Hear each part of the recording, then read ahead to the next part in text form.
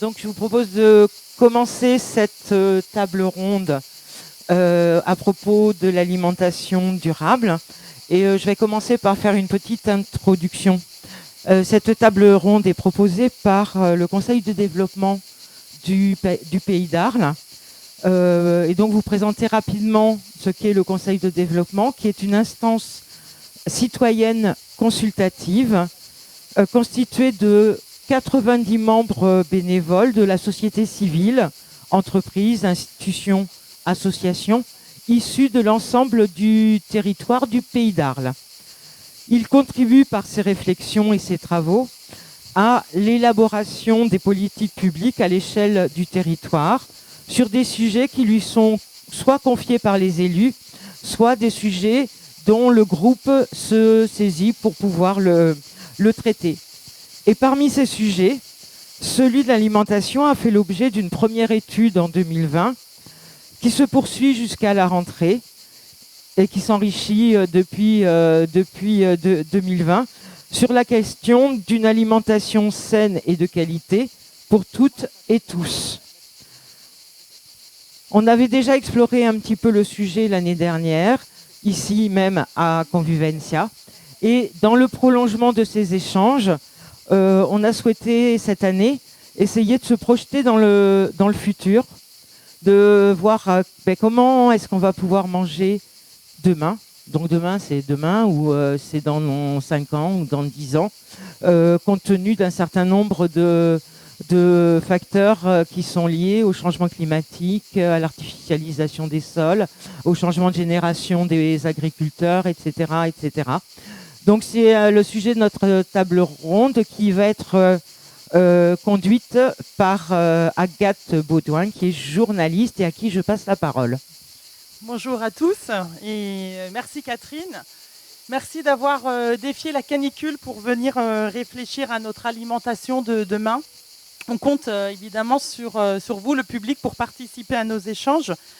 Ce soir, nous allons tenter de réfléchir à notre alimentation de demain, mais aussi à l'alimentation durable. Comme l'expliquait Catherine, avec des terres agricoles qui deviennent de plus en plus rares, mais aussi de plus en plus chères pour les jeunes agriculteurs qui souhaitent s'installer, avec l'évolution du changement climatique, les potentielles pénuries d'eau, mais aussi les puissants lobbies de l'agroalimentaire, on est en mesure de se poser la question, on peut s'interroger, que mangera-t-on demain ?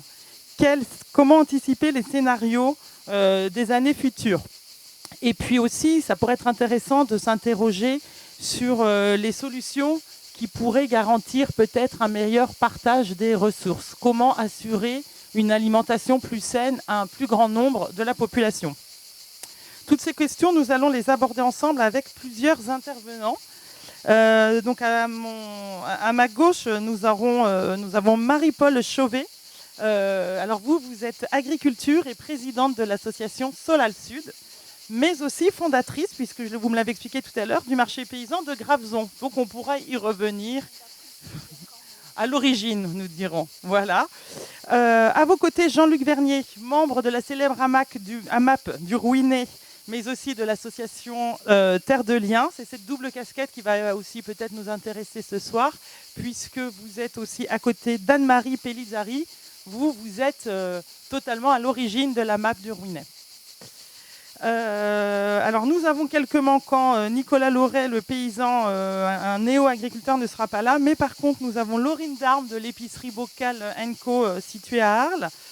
Et Sylvie Allegrini de la conserverie Sapalpille. Et puis aussi, pour alimenter ce débat et évoquer le projet VRAC, nous donnerons la parole à Angélique Perrault, ainsi qu'à une apicultrice qui pourra nous apporter son point de vue, Sophie Berton.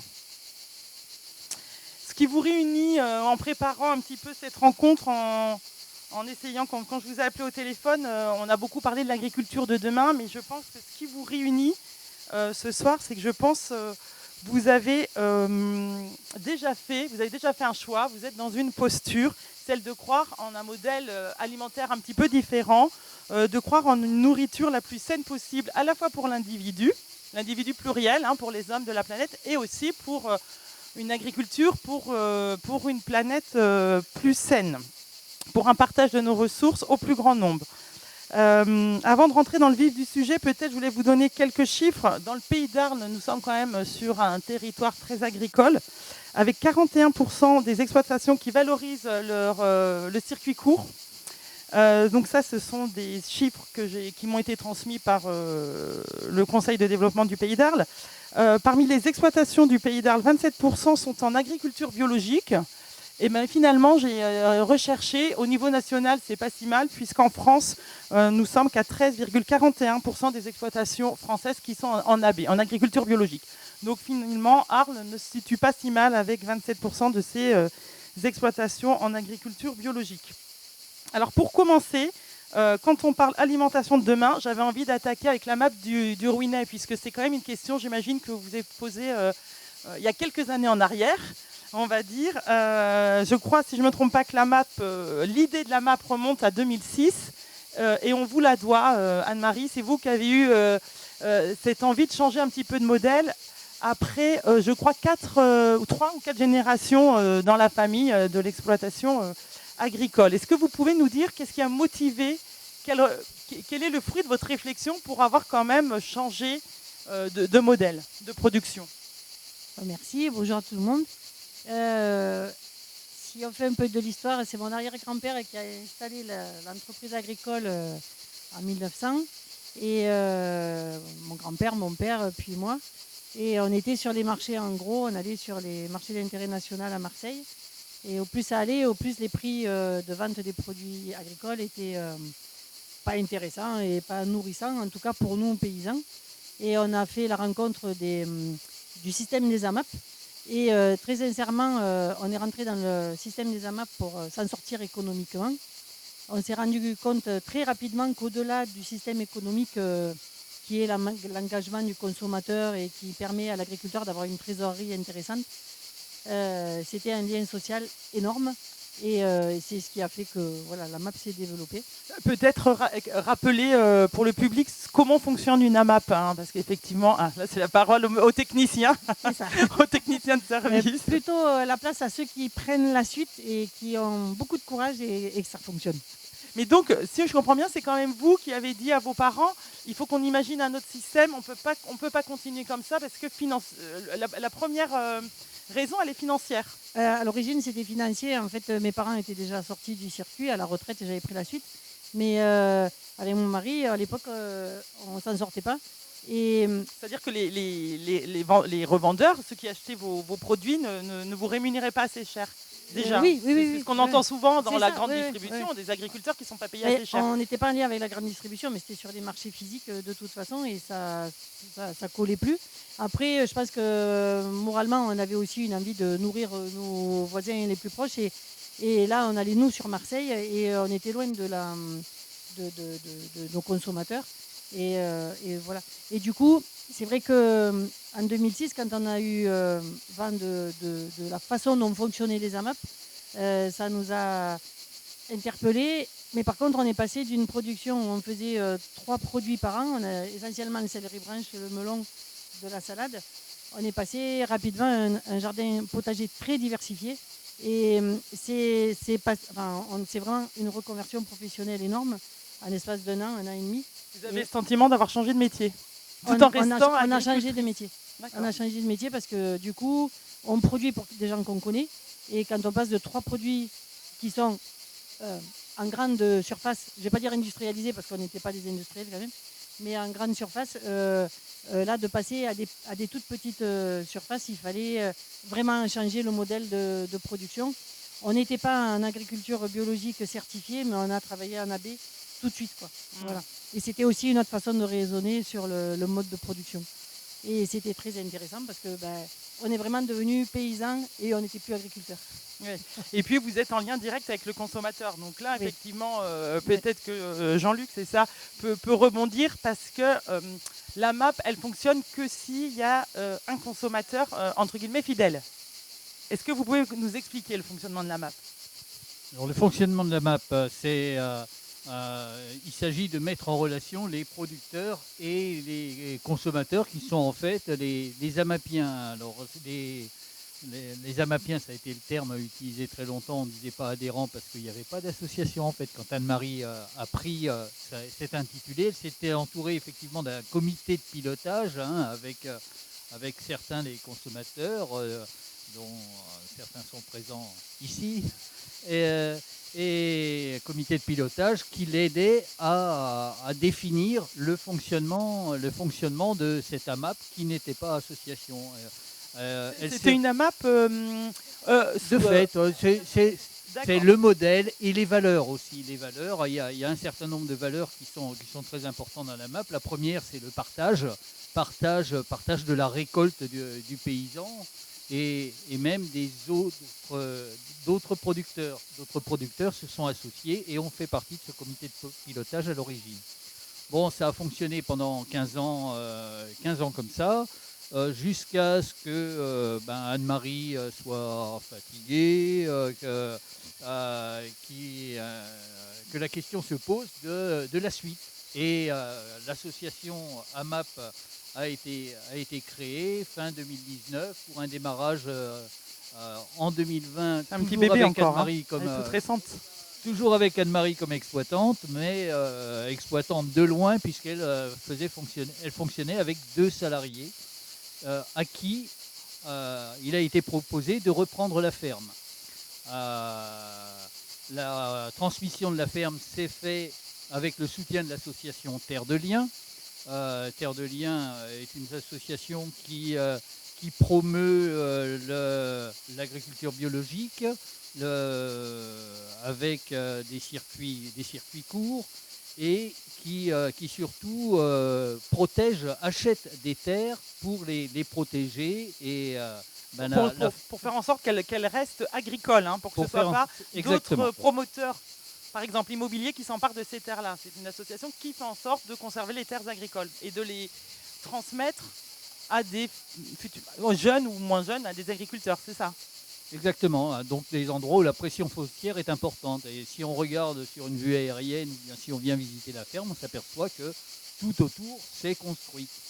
Donc Terre de Liens a acheté la ferme et l'a louée. Il y a un bail qui a été passé avec maintenant un seul, puisque un des deux anciens salariés s'est retiré du projet. Et il y en a un qui est salarié depuis 15 ans, Khalid, et qui maintenant porte tout seul la ferme du Rouinet. Alors j'aimerais quand même qu'on revienne un peu sur l'aspect du consommateur, puisque la MAP, elle va pouvoir fonctionner que si le client, on va l'appeler comme ça, le consommateur, entre guillemets, s'abonne et toutes les semaines va chercher son panier. C'est pas le libre service, c'est pas complètement le drive des supermarchés. Ça, il faut qu'on insiste parce que ce modèle-là, il est dans les deux sens. C'est-à-dire que si le public, si le consommateur n'est pas fidèle ou n'honore pas entre guillemets son contrat, c'est l'agriculteur qui est perdant à la fin. Alors je disais qu'il y avait une valeur qui était le partage. Ce partage, il est explicité formellement dans les contrats passés entre les producteurs et les consommateurs, adhérents. Et la MAP, en fait, ne fait qu'intermédiaire entre les producteurs et les consommateurs. Dans la MAP, c'est des bénévoles. La MAP est une association qui a un tout petit budget qui n'est basé que sur l'adhésion des adhérents. C'est-à-dire on a un budget pour 100 adhérents, 110, 20 euros par adhérent, c'est 2000 euros, dont la moitié est reversée à une fédération des AMAP, les AMAP de Provence. Bref, c'est tout petit. Et donc les bénévoles de l'association, c'est un collectif qui administre un peu le fonctionnement, et on se base aussi sur le travail de référents, qui sont souvent d'ailleurs des membres du collectif, parce que c'est difficile de trouver des bénévoles, des gens qui s'impliquent suffisamment. Et les référents, il y a 1 voire 2 référents pour chaque producteur. Mais ça veut dire que le consommateur, toutes les semaines, passe commande. Alors le consommateur peut peut venir toutes les semaines puisqu'il y a des distributions toutes les semaines, 50 semaines par an, mais il n'est pas obligé de venir toutes les semaines. C'est quelque chose que beaucoup ont cru et croient encore maintenant. En fait, surtout pour les paniers de légumes qui sont très généreux, et ça c'est historique, hein, c'est Anne-Marie qui voulait Anne-Marie, elle est généreuse. en mettre plus, et il y avait des paniers de légumes énormes, et ça devenait gênant même, c'était un frein pour les consommateurs. Ils n'arrivaient pas à suivre, on Il y en n'arrivait a pas à tout beaucoup manger. qui viennent qu'une semaine sur deux retirer leur panier de légumes. Au top du fonctionnement d'Anne-Marie, il y a eu 200 paniers par semaine et ça nourrissait 360 familles. Presque tout le monde ne venait qu'une semaine sur deux ou bien partageait son panier. Aujourd'hui, c'est un petit peu moins. Vous m'expliquiez quand on a préparé cette rencontre qu'il faudrait une vingtaine de consommateurs en plus pour pérenniser ce modèle. Une vingtaine de paniers en plus. Une Pour vingtaine le de paniers, fermier, actuellement, on est à 60 équivalents grands paniers, puisqu'on fait aussi des petits paniers pour satisfaire ceux qui n'en veulent pas trop. Donc on est à 60 équivalents grands paniers par semaine, et pour le fermier, il en faudrait 80 dans l'objectif de ne pas travailler seul. Actuellement, il travaille seul.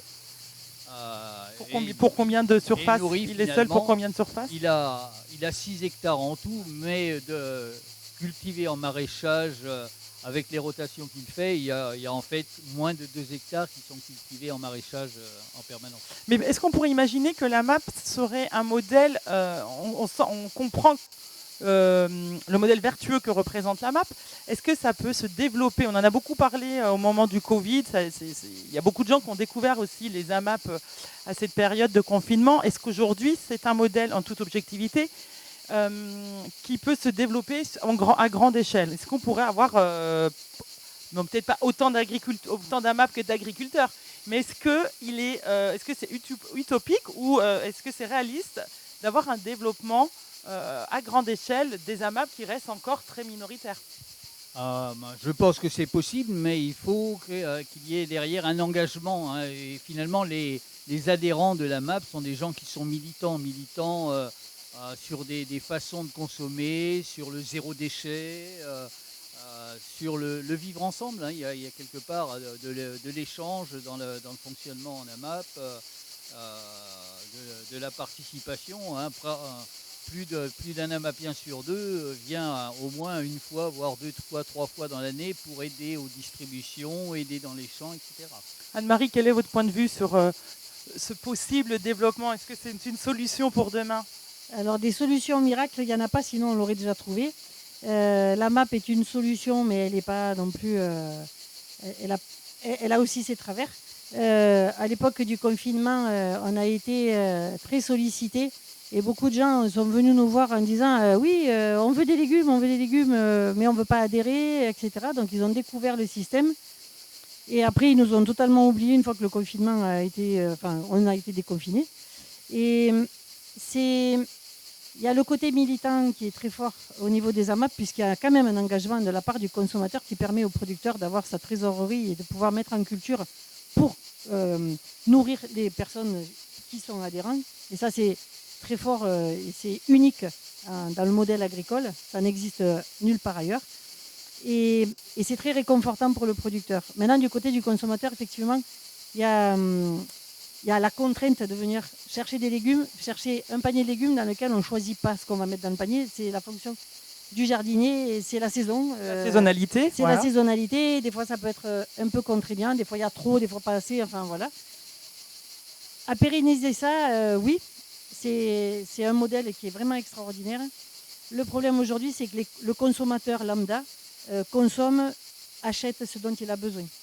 Et on a beau expliquer la saisonnalité, qu'il ne faut pas gaspiller, que tout ce qui est dans le jardin est divisé par le nombre de paniers, etc. Ça demande une éducation qui n'est pas encore en place. Le jour où il n'y aura plus les transports, où effectivement le confinement reviendrait, etc., oui, les gens reviendront sur les fermes, acheter ce qu'il y a au moment où là. Mais c'est vraiment une éducation. La fin du monde est annoncée au niveau de la consommation, donc peut-être beaucoup d'AMAP vont se développer. Ça paraît encore un peu utopique, mais c'est acheter direct chez le producteur. La MAP est En tout vraiment cas, quelque c'est chose de vertueux. C'est un modèle dont on entend beaucoup parler. Oui. Effectivement, c'est vertueux, c'est meilleur pour le consommateur, c'est meilleur pour la terre. Après, effectivement, il y a un gros travail d'éducation. C'est beaucoup d'éducation. ouais. Moi, je m'en rends compte. La MAP a donc 17 ans, 18 ans aujourd'hui, et je vois bien qu'on a du mal à avoir le nombre de consommateurs. On est passé de 200 à 80 paniers, et malgré tout, on n'arrive pas à avoir ces fameux 80 paniers. Pourtant, les légumes sont beaux, la production est belle. Maintenant, le producteur est labellisé AB. Eh ouais, quand même. Donc il n'est pas en avant à chaque fois, mais c'est pas parfait, certainement. Ça viendra peut-être. Ça reste à consolider. C'est ça. Alors peut-être qu'on peut donner la parole aussi à Sylvie Allegrini.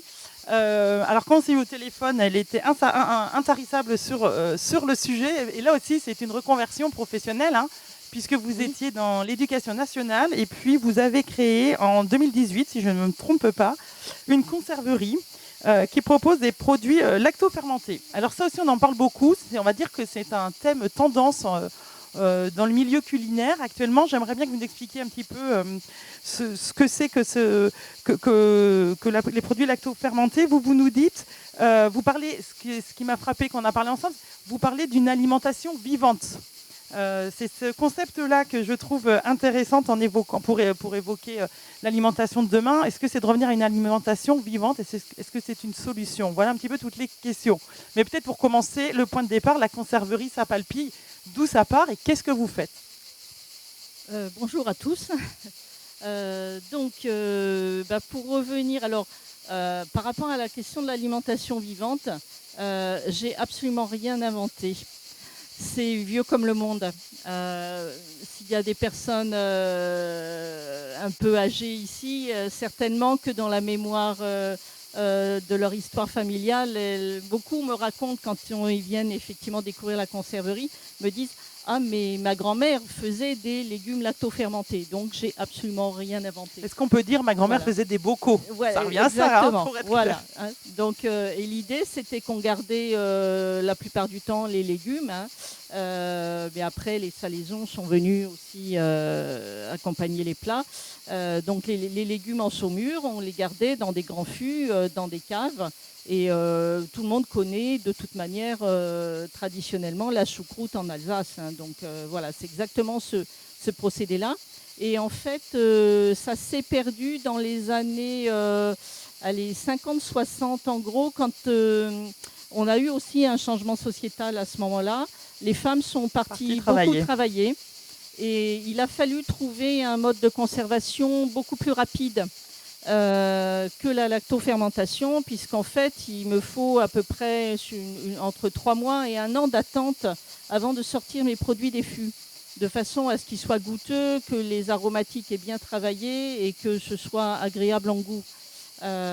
Donc il y a aussi toute la question de se réconcilier dans l'alimentation à venir avec des goûts qui sont différents de ce que les lobbies de l'agroalimentaire nous proposent en termes de sucre, puisque là on est sur de l'acidité et en fait on a beaucoup perdu la question du goût sur l'acidité et sur l'amertume. Donc en fait il faudrait pouvoir se réconcilier aussi avec ces produits qui sont un petit peu plus inhabituels.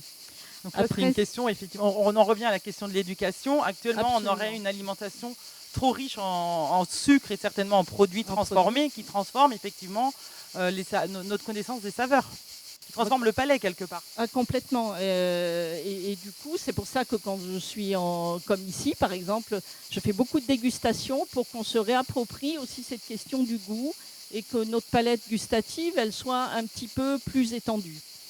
Alors vous nous dites quand même que c'est une solution pour demain parce que c'est bon pour la santé, c'est bon aussi pour la planète parce qu'elle consomme peu d'énergie. Pas d'énergie, aucune énergie. Dans la démarche de la conserverie Sapalpille qui est née en 2018, hein, en fait c'est l'histoire d'un mouvement associatif au départ puisque on a créé une association qui existe toujours, hein, qui s'appelle Consommer Bocal.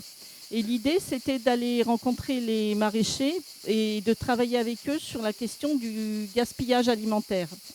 Et là, on a eu effectivement des maraîchers qui ont été très intéressés par la démarche de la conserverie, où on disait, nous, les surplus, tout ce qui va être, de toute façon, qui va être jeté à un moment donné, et qui est tout à fait consommable, on peut le transformer et lui redonner une seconde vie et faire une plus-value avec des choses qui sont gaspillées. Et autour de chez moi, je suis sur la commune de Sénas, donc j'ai quelques maraîchers qui ont complètement adhéré à la démarche, qui fait que pendant les 2 premières années, on a récupéré gracieusement, et je tenais vraiment à le souligner, c'est très important parce que ça nous a vraiment aidé à démarrer et à cheminer autour de la lutte contre le gaspillage alimentaire.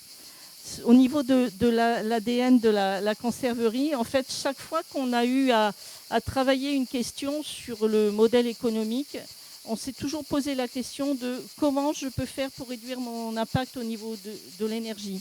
Donc évidemment, on utilise des bocaux et depuis un petit moment, là, on est sur la récupération aussi. Le client vous les ramène. Le client nous les ramène. Et ça permet aussi de discuter de l'alimentation vivante. Puisque comment vous avez trouvé ça? Est-ce que ça vous a fait du bien? Est-ce que vous avez aimé? Et est-ce que vous auriez envie d'en faire aussi chez vous? Parce que c'est un mode de conservation que tout le monde peut s'approprier. Et c'est ça que j'aime dans la démarche.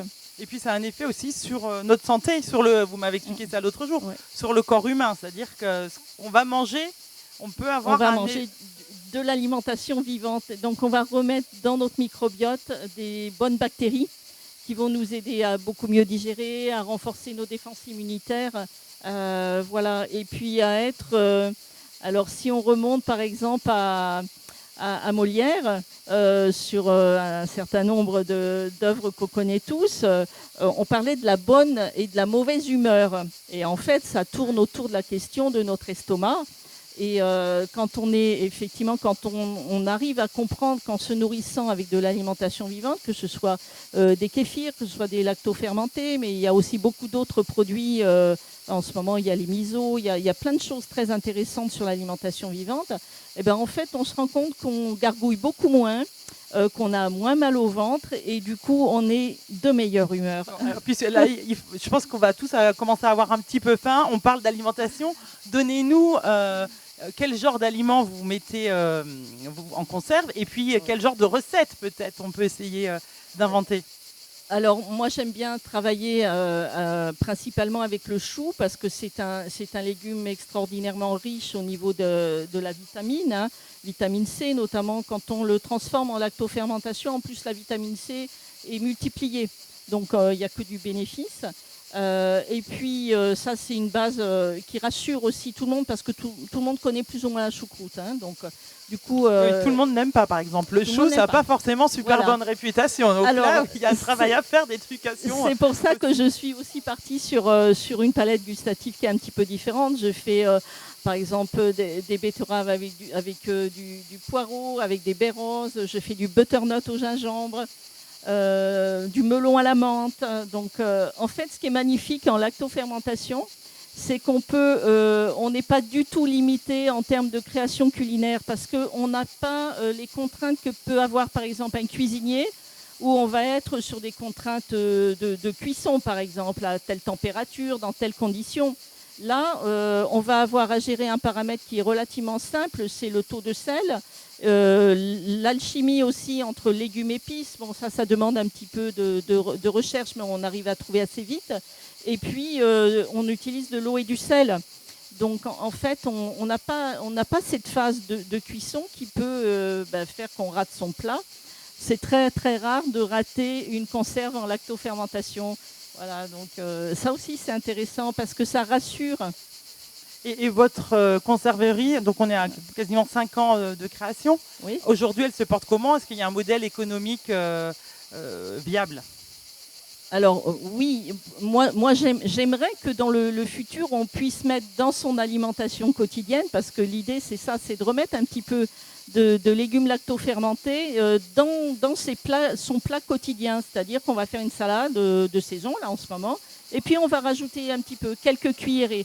Donc l'idée, en fait, c'est de se réapproprier une alimentation vivante qui va nous faire du bien et qui va éviter effectivement aussi de toujours avoir recours à une pharmacopée qui fait que c'est pas toujours indiqué. Donc il y a cette question. Et sur le devenir d'un modèle économique, pour répondre un peu plus largement à votre question, depuis 4 ans maintenant, je forme des porteurs de projets.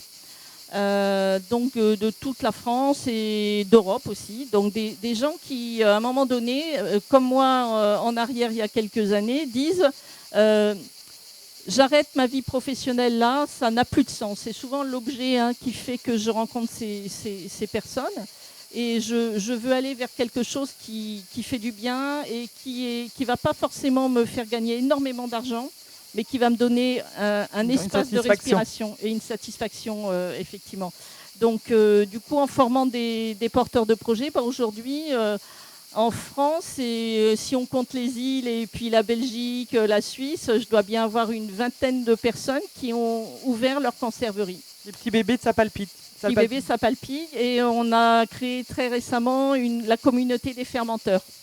Donc en fait, on communique énormément et moi je travaille particulièrement avec l'INRAE de Rennes où on est en train d'étudier de façon extrêmement approfondie quelles sont les bactéries présentes dans la lactofermentation, quelles sont leurs fonctions. Parce que jusqu'à maintenant, en fait, on avait une connaissance plutôt empirique, plutôt traditionnelle de cette question, mais on ne s'était absolument pas penché sur le contenu de ces bactéries qui ont plein de noms très bizarres. C'est une question qui aujourd'hui est relativement médiatisée, on va dire. Ouais. Tout ce qui tourne autour du microbiote, il y a de nombreuses études, même sur les effets sur notre cerveau, etc. Ouais. Donc on risque de tous de remettre des produits lactofermentés dans notre assiette. Et pour les curieux qui veulent aller un petit peu voir, cette étude de l'INRAE de Rennes, elle s'appelle Flegme. Donc, si vous tapez sur Internet, vous irez voir. On la trouve sur Google ou pas sur Internet. Comment vous écrivez Flegme? Comme F-L-E-G-M-E.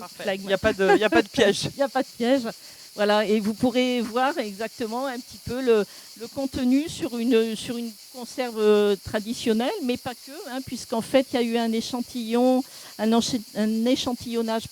de, je crois, 76 fermenteurs qui ont proposé leur production et elles ont été analysées. Donc les résultats sont également en ligne, donc vous pouvez aller vous y référer si ça vous intéresse. Merci Sylvie, on va faire revenir le micro par ici, puisqu'en parlant de gaspillage alimentaire, qui est peut-être l'une des priorités aussi dans notre alimentation de demain, c'est une transition toute trouvée. Voilà. Pour donner la parole à Marie-Paul Chauvet. Donc vous êtes à la tête d'une association que je ne connaissais pas. J'ai pris connaissance de l'existence de cette association en préparant cette rencontre. Ça s'appelle Solal Sud.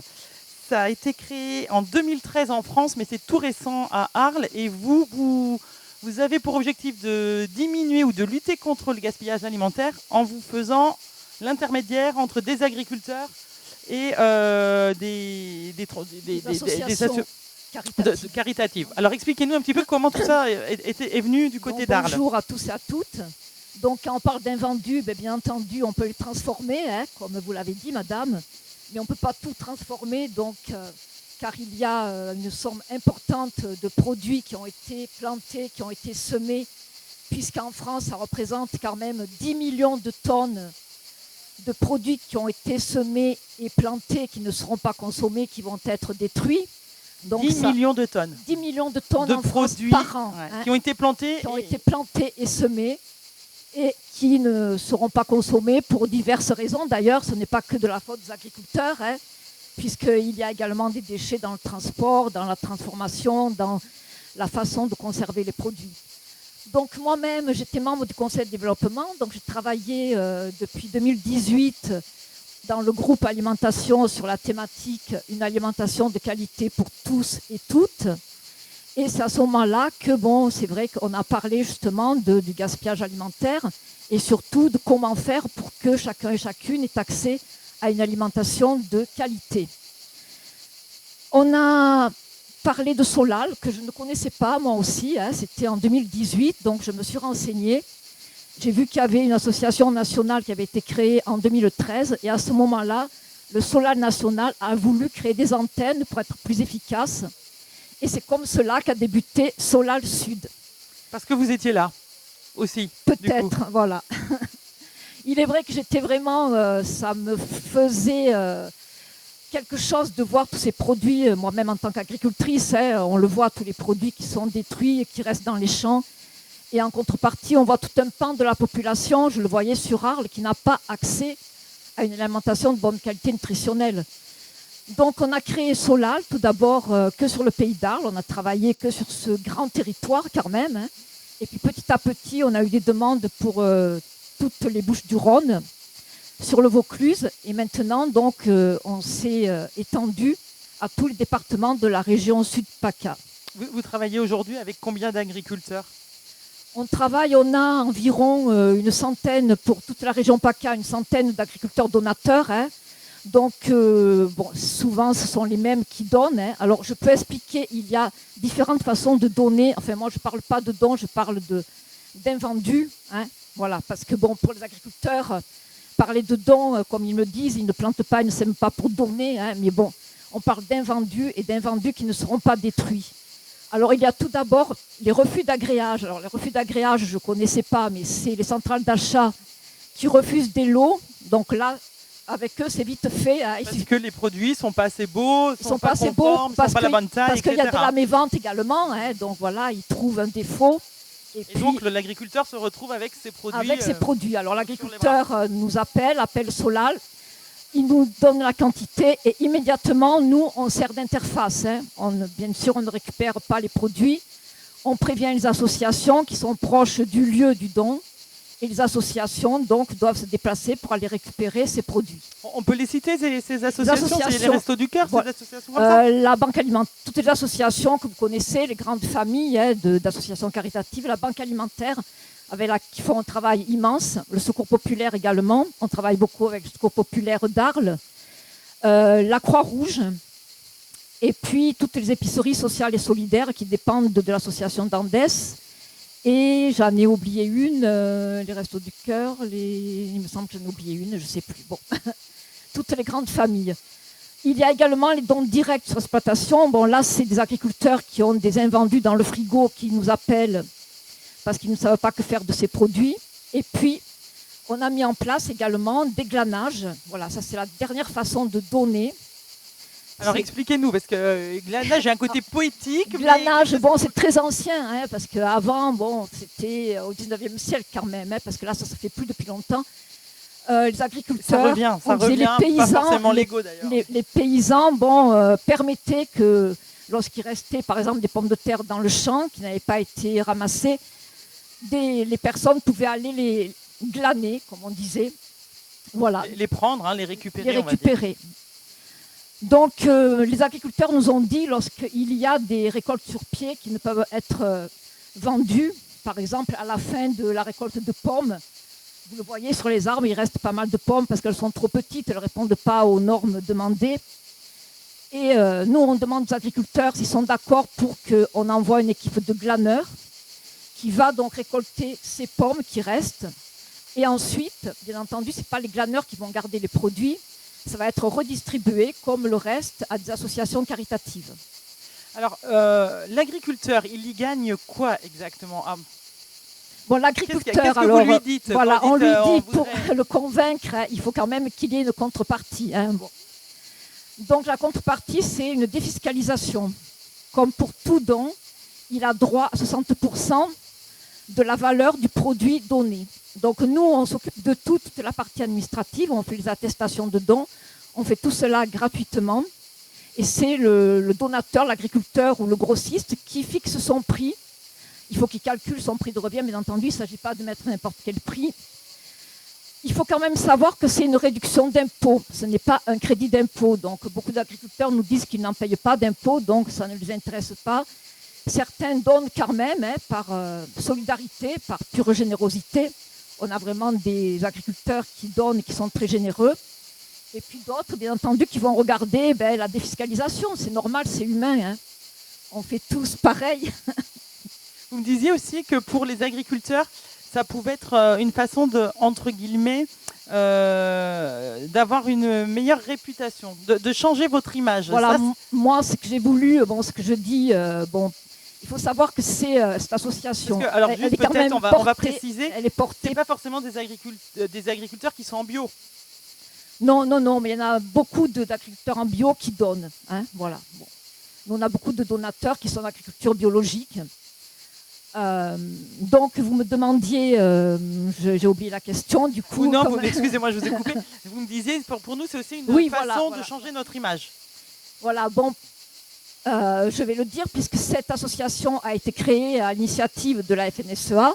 Hein, voilà, donc, c'est dit, à l'initiative de notre ancien président Jean-Michel Métayer.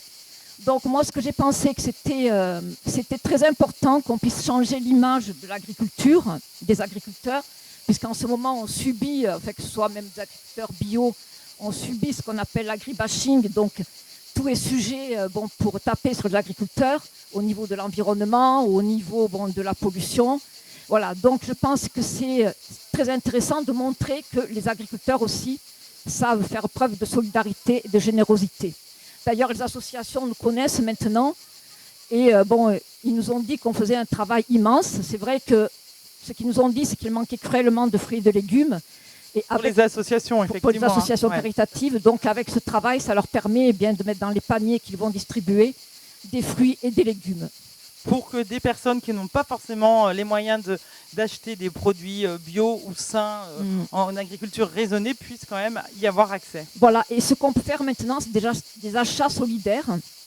On a une petite somme avec laquelle on peut acheter des produits. Et c'est ce qu'on a fait dernièrement. On a acheté du riz et du riz IGP Camargue. Parce que moi, je tiens à ce que ce n'est pas parce que c'est des produits qui vont être donnés.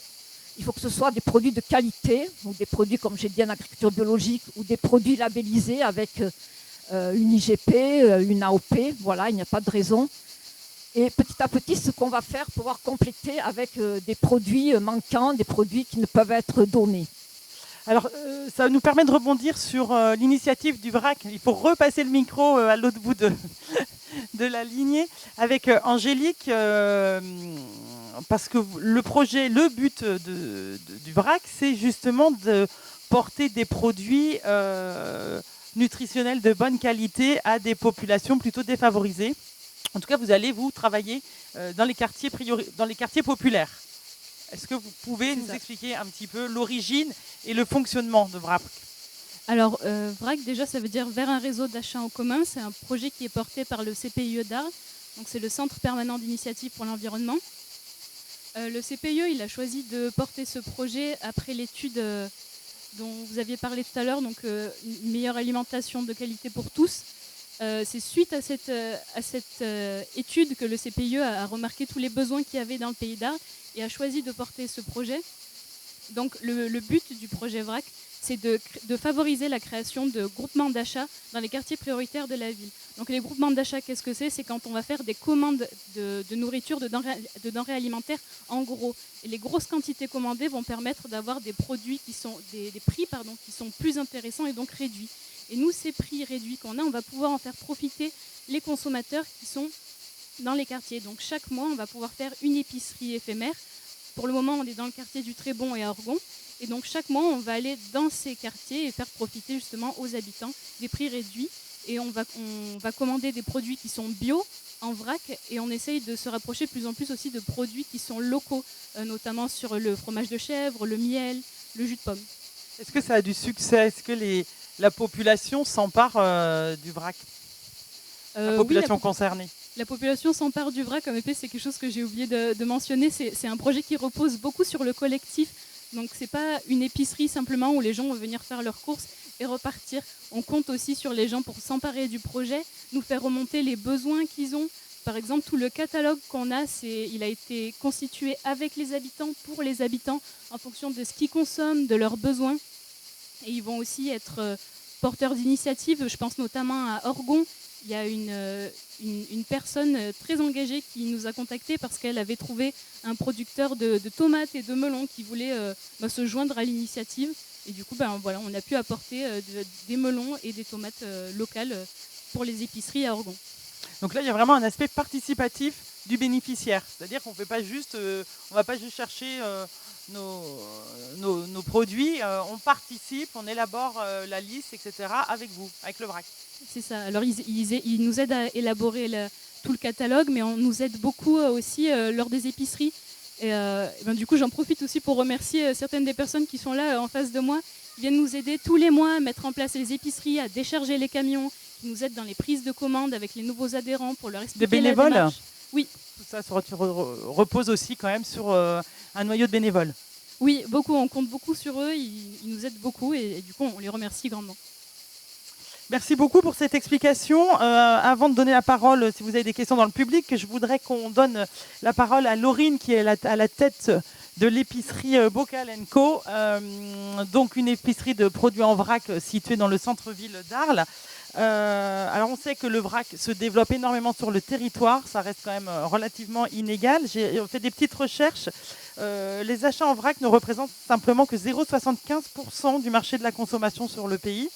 Et je lisais un article dans le journal Les Échos qui rapportait que 40% des épiceries vrac seraient menacées de fermeture.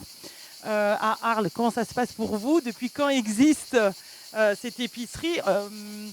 Et oui, parce que c'est une question, effectivement, on sait que pendant le Covid, là encore, il y a eu deux années qui ont été très favorables à ces épiceries. Il y en a qui ont ouvert. Aujourd'hui, il y en a beaucoup qui ont fermé. Vous résistez? Alors bonjour à tous et à toutes. Effectivement, donc moi j'ai ouvert Bocal & Co en novembre 2017. On va l'insister, hein, c'est bien vous qui avez fondé cette entreprise à l'âge de 30 ans. Donc c'était déjà une sacrée aventure en 2017. Oui, tout à fait. Et effectivement, je pense que j'étais loin d'imaginer à l'époque tout ce qui allait se passer, et notamment le Covid qui a été une période très très particulière. Effectivement, le marché du vrac et le marché du bio globalement est assez malmené ces derniers temps, en particulier depuis les déconfinements. C'est vrai que pendant les confinements, Anne-Marie en parlait tout à l'heure, les gens nous sollicitaient énormément. Ils ont totalement dévalisé les magasins. Mais en fait, ils recherchaient vraiment de s'éloigner des supermarchés où il y avait du monde, beaucoup trop de produits. Il y avait cette crainte de l'épidémie aussi, de croiser trop de monde. Donc c'est vrai qu'ils se sont rués vers les épiceries de proximité. En tout cas, ça a été le cas pour Bocal & Co. La période, donc, depuis 2 ans, est très compliquée pour tous les magasins vrac, tous les magasins bio, je crois, de façon plus globale. Et voilà, on résiste, mais... Comment vous trouvez vos fournisseurs? Parce que c'est quand même ça aussi qui est important. Généralement, mais pas tout le temps, quand c'est des boutiques vrac, on vend plutôt des produits soit de l'agriculture biologique, soit menés en culture raisonnée. On est plutôt sur du produit, on va dire, sain. Comment est-ce que c'est difficile aussi de trouver des fournisseurs pour vous? Alors, donc effectivement, moi là, j'ai 99,5% de mes produits sont en bio actuellement. Et en fait, depuis l'ouverture, donc depuis 2017, le vrac s'étant beaucoup développé, c'est, on va dire, plus facile qu'avant de trouver des fournisseurs qui jouent le jeu en fait du vrac, puisque le but, c'est pas uniquement de proposer aux consommateurs de réduire leurs déchets, mais c'est aussi de voir entre un magasin et les fournisseurs comment les déchets peuvent être aussi réduits. Et donc ça, les fournisseurs vraiment développent ça de plus en plus au fil des années. Et moi, j'ai de plus en plus de fournisseurs sur votre catalogue. Voilà. Il y a aussi les grandes surfaces qui développent énormément le vrac. Est-ce que ça, pour vous, ça a du sens? Je crois qu'il y a une loi, l'article 11 de la loi Climat et Résilience, qui demande à ce qu'au moins 20% des rayons des grandes surfaces soient convertis au vrac d'ici 2030. Alors, est-ce que c'est bien d'avoir autant de vrac? Si le vrac est bien pensé, qu'est-ce que vous en pensez, vous, de ça? Alors effectivement, donc ça c'est, je crois qu'il y a une surface, ça concernera que les magasins, les supermarchés. Voilà. Alors je pense que, plus les gens consommeront en vrac, auront la possibilité de consommer en vrac. Plus ils viendront vers vous aussi. Après, je pense que c'est un métier qui est particulier, qui demande une attention particulière que les grandes surfaces ne sont pas forcément à même de faire, et que parfois, malheureusement, ça dessert la cause du vrac parce que il faut s'occuper d'un rayon vrac et que c'est pas forcément le cas en grande surface. Est-ce qu'il y a un effet inflation aussi? Est-ce que les gens disent on ne va plus dans l'épicerie en vrac parce que ce serait plus cher et qu'avec aujourd'hui un revenu qui n'est pas forcément en augmentation, les gens ont un peu plus de mal aujourd'hui à finir les fins de mois. Est-ce qu'il y a un effet? Alors, oui et non. En même temps, je pense que les gens savent aussi qu'avec le vrac, ils peuvent acheter dans la quantité qu'ils souhaitent et donc ils réduisent aussi le gaspillage et qu'ils peuvent prendre vraiment ce dont ils ont besoin. Et donc, ça réduit aussi, ils ne sont pas obligés d'acheter 1 kilo de pâtes comme en supermarché, mais ils peuvent prendre vraiment ce dont ils ont besoin. Donc, c'est aussi un moyen de gérer son budget au quotidien. Et puis c'est aussi une forme de militantisme, on va dire, pour en revenir à ce qu'on disait sur la map. Alors pour terminer, Sophie Berton, vous êtes apicultrice. Moi, la question que j'ai envie de vous poser, parce qu'on entend beaucoup parler que c'est une catastrophe pour les abeilles, est-ce que demain, dans un futur proche, il y aura toujours des abeilles? Moi, je vais partir à la source. L'abeille a 50 millions d'années et depuis le 19e siècle, l'abeille disparaît parce qu'on manque de biodiversité tout simplement. Dans les années 60, on a coupé les haies. Donc cette biodiversité disparaissant, ça mène bien sûr une chaîne alimentaire qui disparaît, oiseaux, mammifères, etc. Et moi, depuis 1999, j'ai travaillé sur un jeu de loi grandeur nature sur le rôle de l'abeille dans l'environnement. C'est plus parler d'un produit comme le miel, mais parler de l'amont, qu'aujourd'hui en France, il y a 100 abeilles qui commencent à être répertoriées, mais qui disparaissent de plus en plus. J'ai un terrain expérimental chez moi, j'ai 2,5 hectares. J'ai fait la permaculture et l'agroforesterie avant que ça s'appelle comme ça. Et depuis donc, cette association qui s'appelle L'api ou le mur à des oreilles, on a monté donc, ces projets éducatifs pour cette sensibilisation de la maternelle à l'université. C'est-à-dire qu'aujourd'hui, les abeilles font partie aussi de votre assiette. Et l'assiette, au départ, c'est une semence. Et c'est ce qu'on oublie, parce que là, vous parlez de produits finis, mais au départ, il y a une graine qui existe. Et cette graine, si elle disparaît, c'est dramatique. Et je vous donne un simple exemple.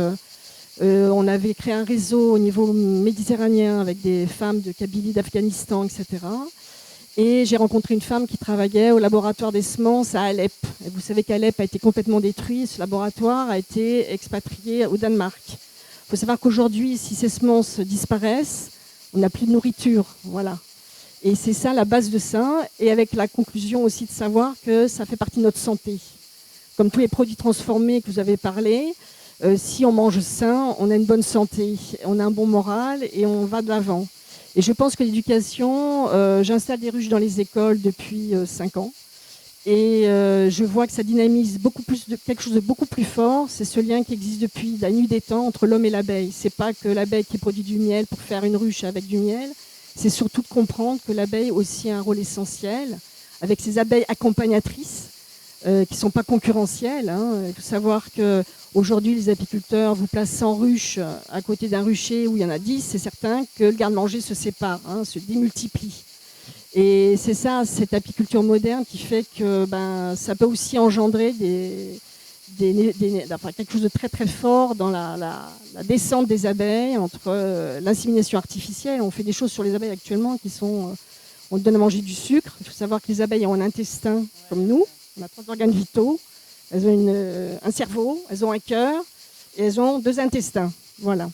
Donc il faut savoir qu'elle est proche physiquement, même si on ne se ressemble pas extérieurement. Et l'abeille est essentielle dans notre alimentation aujourd'hui. Voilà, ça c'est un point d'honneur que nous avons ici comme impact dans l'éducation. On a créé un festival l'année dernière qui s'appelle Sacrées Abeilles, je vous conseille d'aller voir sur Internet.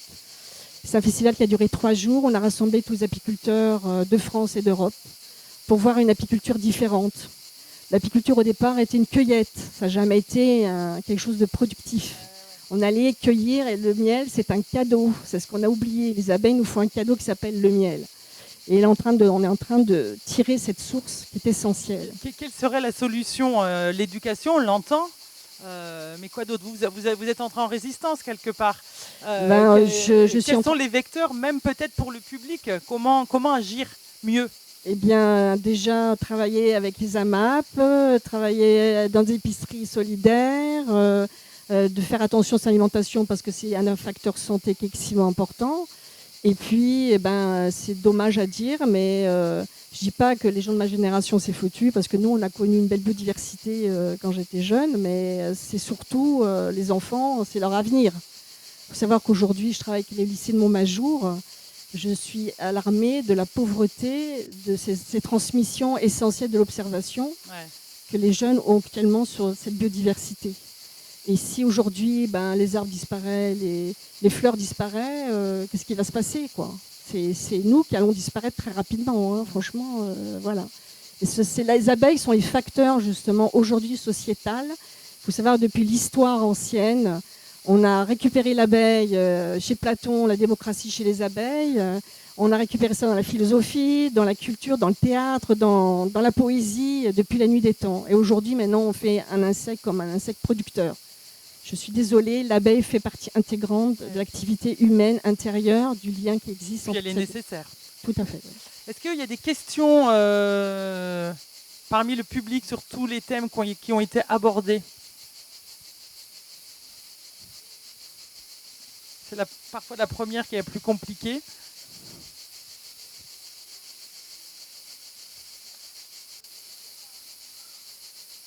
Ou des remarques ?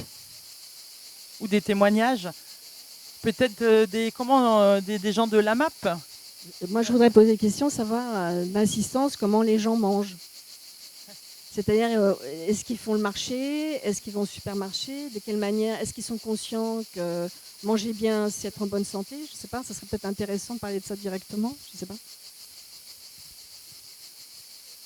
Voilà, on a plusieurs mains qui se sont levées. C'est parti. Allez, je veux bien témoigner. Donc moi, j'ai fait partie de la MAP du Ruiné pendant très longtemps. Je suis maintenant à la MAP de Saint-Martin-de-Crau, parce que j'habite Saint-Martin. Je ne vais quasiment pas dans les supermarchés. Je ne mange aucune alimentation transformée. Je fais très attention au miel que je peux consommer. Je suis très sensibilisée puisque je parraine des abeilles avec un toit pour les abeilles, avec des projets au Maroc pour les femmes marocaines.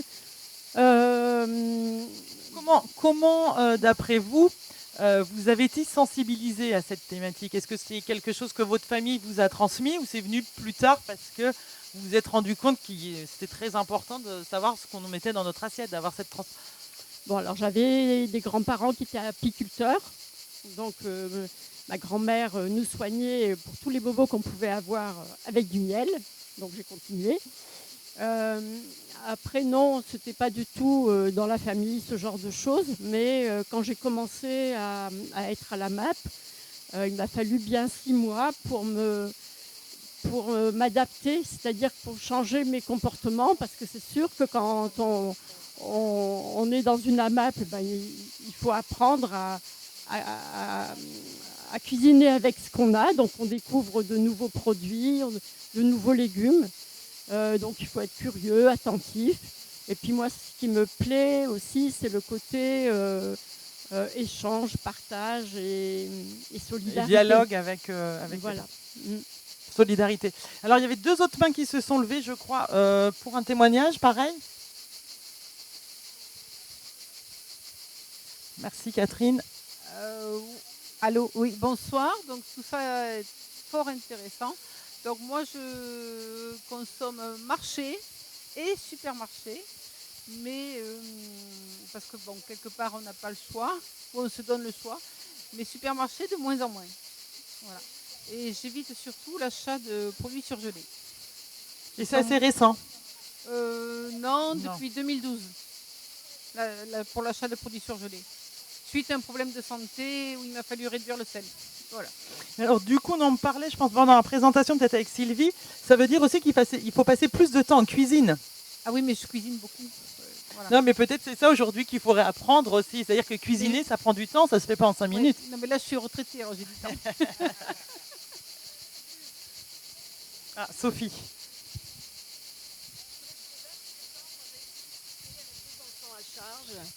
Je peux vous assurer, j'ai fait des économies en faisant la cuisine. Et il faut savoir aussi le relief familial. Aujourd'hui, parce que je reçois beaucoup d'enfants, les enfants ne mangent plus avec leurs parents. Moi, ça m'alarme. Ils mangent avec un écran ? Peut-être, ou alors on ouvre le frigo et chacun se sert. Je trouve ça alarmant parce que pourquoi ? Le repas est un lieu familial et de rencontre avec toute l'intergénérationnel de la famille. Et aujourd'hui, mes enfants, j'ai 2 garçons qui ont appris à faire la cuisine en me regardant tout simplement. Voilà. Et moi, j'avais un frigo à gaz et dès que je revenais du marché, parce que je faisais direct avant direct, je cuisinais directement. Mais c'était un lieu aussi de rencontre avec mes enfants parce qu'on ne se voyait pas de la journée et le soir, on fait la cuisine ensemble.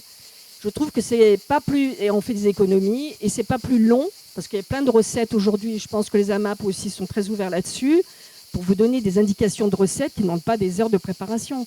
Moi, quand on me dit ça prend du temps, moi, ça me fait rigoler. Hein. Je faisais 12 heures de boulot par jour, j'avais 2 enfants à charge, j'ai toujours eu le temps de faire la cuisine. Hein. Voilà. Après, j'avais un jardin potager chez moi, et voilà, c'est sûr que j'avais la possibilité de faire ça, mais la cuisine ne demande pas de temps, c'est un plaisir aussi, un plaisir partagé. Alors c'est sûr que communiquer sur le plaisir de cuisiner soi-même, reprendre plaisir en cuisine, ça peut être partie des solutions. Je me permets de rebondir parce que je commence à avoir un petit peu des traits d'union entre tout ce qui a été dit. Et, le métier de paysan, c'est de nourrir les gens. Le métier de la cuisinière, c'est de nourrir sa famille. Donc là, je vois déjà un premier fil rouge. Et ce que j'ai aussi entendu comme autre fil rouge, c'était la problématique du gaspillage et le zéro déchet.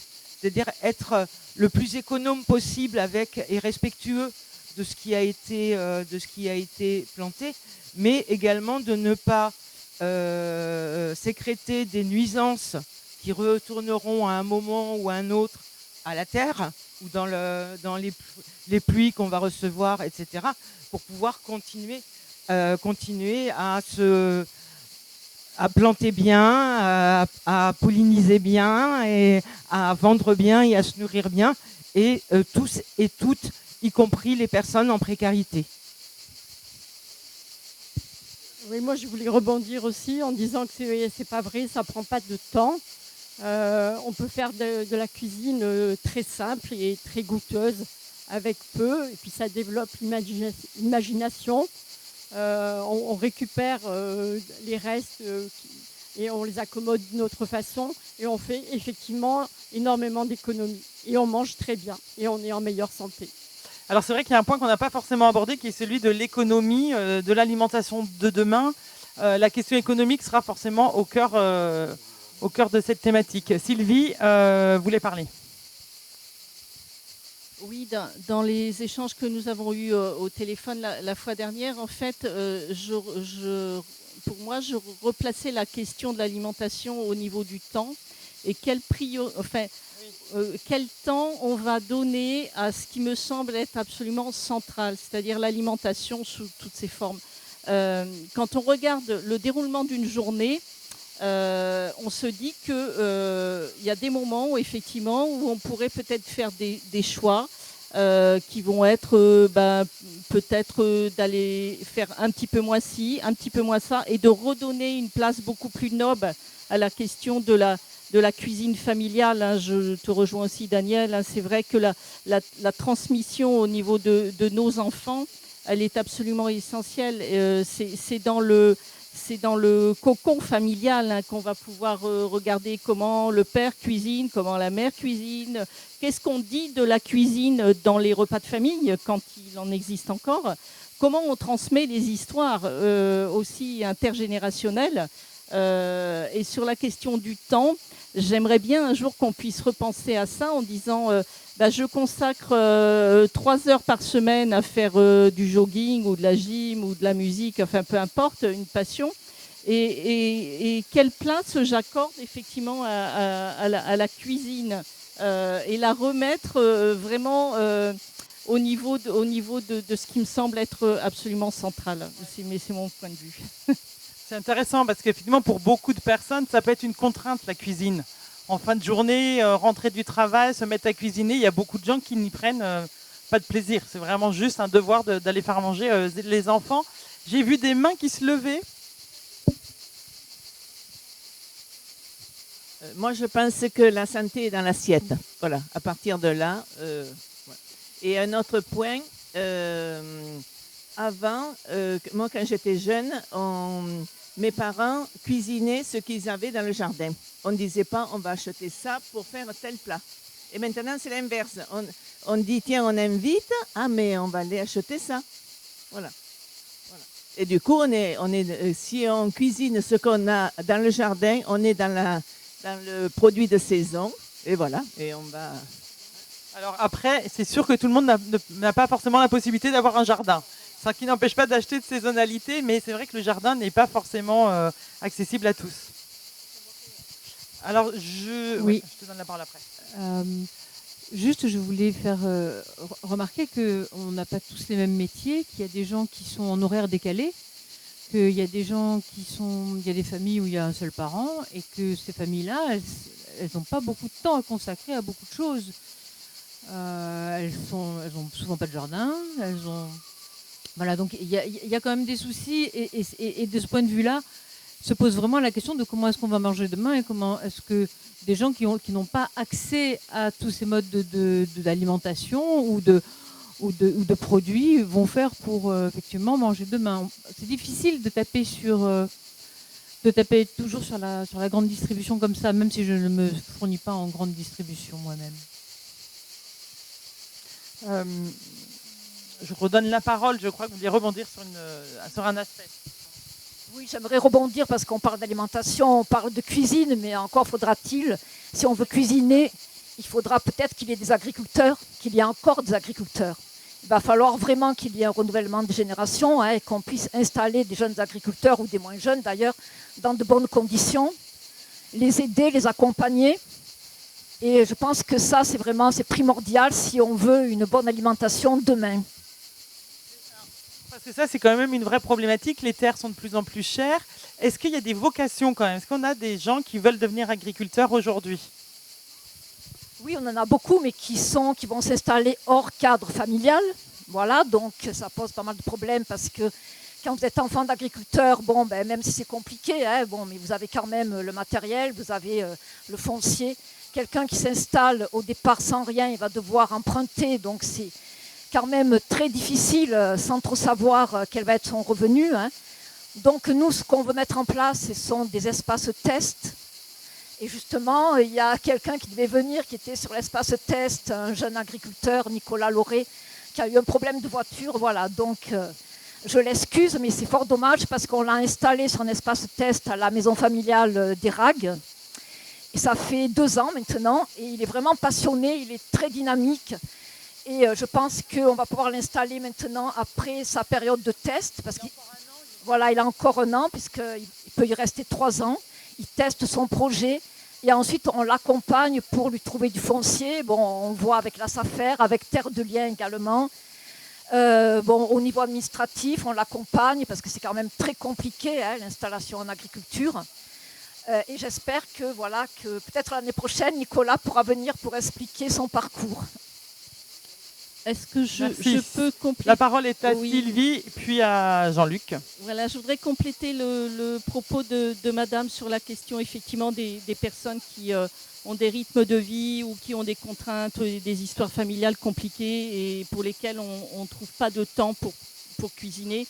En fait, si je remonte à mon ancien métier de travailleur social, il y a 25 ans à peu près, 30 ans, quand j'ai démarré dans ce métier magnifique, on avait des centres sociaux qui étaient très bien pourvus de travailleurs sociaux, de travailleuses familiales, d'accompagnateurs, pour les familles pour lesquelles effectivement il n'y avait pas grand-chose à faire pour que la bascule puisse se faire. On connaît la situation aujourd'hui des centres sociaux, ils sont exsangues de personnel. On recrute des personnes certainement souvent très bienveillantes mais pas du tout qualifiées. Donc en fait on a aussi creusé le fossé entre la présence des centres sociaux sur les quartiers dits difficiles Et ces familles-là qu'on pouvait accompagner il y a encore quelques années en arrière, on ne peut plus les accompagner, ça devient extrêmement compliqué et on a l'impression effectivement d'un énorme gouffre qui se crée et la transmission qui était faite par les professionnels dédiés, elle est quasiment inexistante aujourd'hui et ça explique aussi le pourquoi le grand désœuvrement, la grande solitude, hein, notamment je pense aux parents seuls, hein, mais pas que les mères, hein, on a aussi des parents, des pères qui sont seuls, voilà, et pour lesquels il n'y a plus le béquillage nécessaire. Donc on sent vraiment qu'il y a un problème de transmission dans tous ces témoignages. Jean-Luc, vous vouliez parler? Ah, non, alors, dans quel sens? Non, simplement pour rebondir sur ce que tu disais sur les centres sociaux, et c'est pour ça le travail que fait le CPIE par rapport au VRAC, c'est énorme. Quels moyens on a pour aider ces quartiers, je veux dire, à découvrir cette forme d'alimentation? Quels moyens on met pour qu'ils puissent les découvrir, qu'ils ne soient pas complètement abandonnés, je veux dire, à être obligés parce qu'ils n'ont pas de fric, de manger de la merde, des choses. C'est ça c'est aussi un problème économique important, c'est un problème de choix. Et c'est vrai qu'il faut de l'investissement pour faire une éducation entre guillemets, y compris écouter, parce qu'ils ont aussi une grande richesse dans la cuisine, dans la préparation, tout ça, leur donner les moyens de pouvoir effectivement le réaliser. Et là, il y a besoin, je pense, d'un coup de main de structures comme les centres sociaux ou autres, et de moyens financiers. Moi, ça me paraît indispensable, sinon on va avoir une société à deux niveaux, les uns ceux qui ont la possibilité et le choix de bien manger, et ceux qui n'ont pas la possibilité de bien manger. Et ça me semble effectivement pour moi fondamental. Une question politique, mais on a l'impression que ce fossé existe déjà hein, entre ceux qui ont la possibilité de bien se nourrir et les autres. Jean-Luc. Oui, on parlait de l'avenir de l'agriculture, de la propriété agricole. Il y a de grandes mutations qui sont en perspective. Hein. On oppose différents types d'agriculture, hein, le bio, le non-bio, les grandes cultures, etc. Il y a effectivement différents types d'agriculture, mais il y a surtout la propriété agricole qui va être transférée dans les années qui viennent de façon très importante. Et Terre de Liens s'intéresse beaucoup à ça. Il y a Joël Guittard là, qui me regarde, qui pourrait en dire sans doute beaucoup plus que moi. Et à savoir que beaucoup d'agriculteurs sont proches de la retraite et vont céder leur place. Et derrière eux, il y a les marchés de la finance qui sont en train de se positionner de façon très très inquiétante. Pour récupérer ces terres. Hein, pour récupérer ces terres, et y mener une agriculture différente, une agriculture qui sera probablement gérée avec ce que la gestion nous apporte comme contrainte actuellement et comme décalage par rapport aux réalités du monde, à la connaissance des savoir-faire traditionnels qui disparaissent. À l'environnement aussi, hein, à l'environnement. Rapport à l'environnement. Il nous reste quelques minutes, Catherine, ou 2 minutes. Est-ce qu'on va te donner le mot de la fin alors?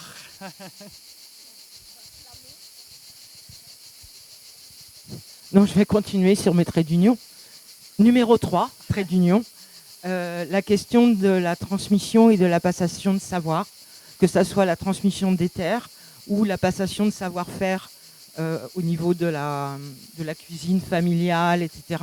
Moi, je suis assez effarée quand on voit sur les écrans publicitaires des publicités pour vous parler d'achat de mobilier, notamment de votre pièce centrale de vie qui sera votre cuisine, avec un îlot central ou sur le côté ou en haut ou en bas, etc. Mais où, de toute façon, il n'y a jamais personne qui fait de la cuisine en famille à l'intérieur dedans. Donc voilà, ça. Et puis la question donc transmission et accompagnement au niveau la copine du projet VRAC est partie rapidement, mais ce qu'elle n'a pas dit, c'est qu'il y avait autour de ce projet également des ateliers cuisine, ce qui est l'occasion aussi de faire du réapprentissage et d'apprivoiser des produits qu'on ne connaît pas trop et de pouvoir manger un légume de la racine jusqu'aux feuilles, etc., etc. Pour continuer la discussion, vous avez l'opportunité de rencontrer l'ensemble des acteurs qui étaient à la table ronde en aparté et également dans leur stand tout autour de l'espace de rencontre.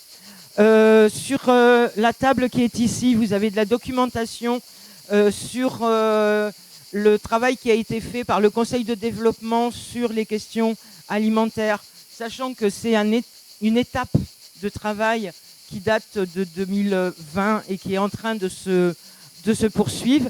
Et on vous invite avec des petits post-it à garnir cette table en écrivant quelques mots sur quelle est votre conviction. Comment allons-nous manger demain? Si vous avez un mot-clé.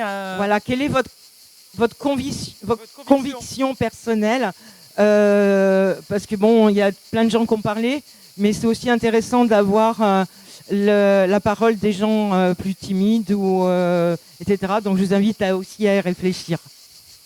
Eh bien, merci à tous d'avoir supporté le soleil qui est venu nous rejoindre pour cette table ronde et bonne soirée.